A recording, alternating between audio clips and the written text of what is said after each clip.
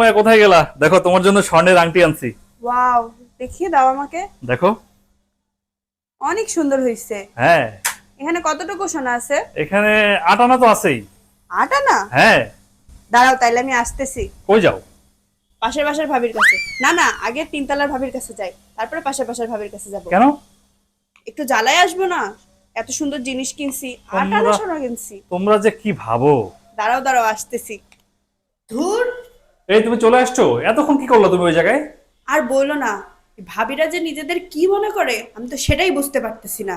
এতক্ষণ ধরে আংটিটা দেখানোর চেষ্টা করতেছি, এই হাত দিয়ে আমি সব কাজ করতেছি, পানি নিচ্ছি, চা নিচ্ছি, তারপরেও তাকালো না।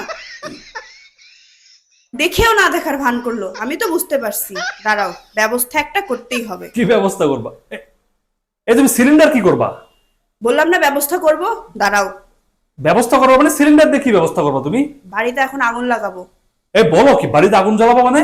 বাইরে চলো, বাইরে চলো, বাড়িতে আগুন লাগাই, তারপরে দেখো আমি কি করি। এইটা তুমি কোনো কাজ করলা?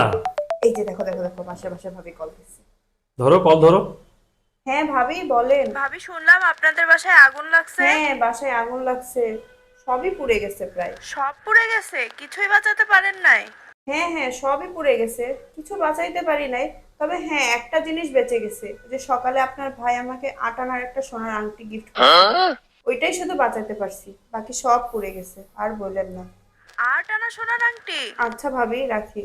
আচ্ছা ভাবি, সাবধানে থাকেন, আর আংটির ডিজাইনটা আমাকে দেখায়েন। দেখছো, শুনাইলাম কিভাবে। হ্যাঁ, শোনো, সোজা আঙুলে ঘি না উঠলে আঙুলটা একটু বাঁকা করতে হয়। ভাবি তো এবার জ্বলে পুড়ে শেষ হয়ে যাবে। আমার আংটি দেখবে না, না না। হুম, দেখাই ছাড়বো।